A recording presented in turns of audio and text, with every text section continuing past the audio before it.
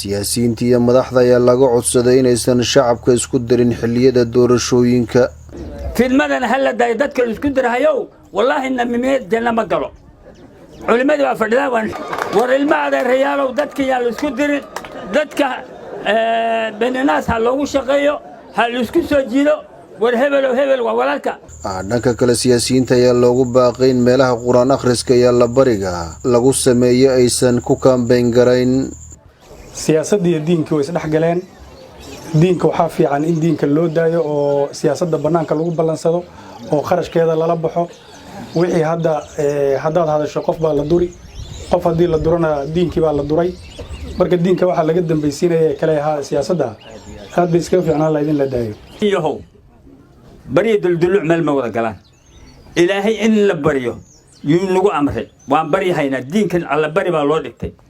diinka siyaasad laga dambaysiinahay in la marfuuq laga dhigacaani codsanhayaa maxaa yeelay ilaahay buu na fiirinhayaa siyaasad baa laga daba hadli siyaasaddii nin baa yay duraysaa wuu qoonsan qalbiga bariid baa geli maxaa la aqbali marka ha laga joojiyo siyaasadda loogu weerahay dadka siyaasiyiinta diinta ka dambe yaanaan wax ka dambe lagu hadlin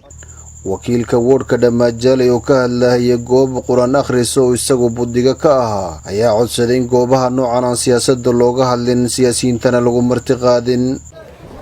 meeshii diin lagu akhrinayo in siyaasad laga daayo siyaasad ninkii rabo oo gurbaan inuu tumto rabo gogasheeda ha dhigto laakiin wixii halkan lagu sameeyay waxa way duco مسؤولينتان كلي وحان ugu yeernay inay noo duceeyaan diinkan marka qalbigooda inuu ilaahay ku jira la arkaa wixii hadda ka bilowdo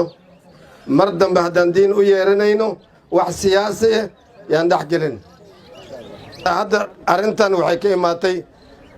dhaqan gaalay ahayd hadda meesha qabriyaasha lagu kambeyn gareynaya ma sidaas aan ugu soo socotad inaan qabriyaal ku kambeyn gareyno deeriya ana idhisaana wax idin qabana qabriyaha idin qodi مسيدا سندينا مركب ولا لياله وحى إسك دينه دينك قانون كيسة عن إلالينه قرآن بالآخرين جري والد عيسين جري قرآن كمركي الآخرين والو كله تيجي جري سوساس ما مركب واحد اللي يسكو إيمانه يو واحد اللي يزويدين السياسة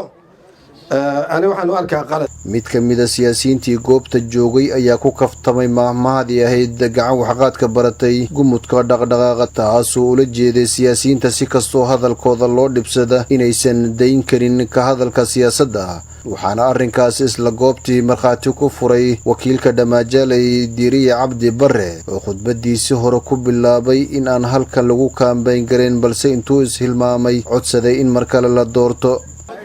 experience waxna dhama maqashay nimanka hadda soo xasaabatumanaayo walaalahaygu way macallinkan saaxiib baan nahay macallin baan isla ahayn aad baan u xishmadaynayaa waan wada shaqaynaynay laakiin waxaan ka codsanayaa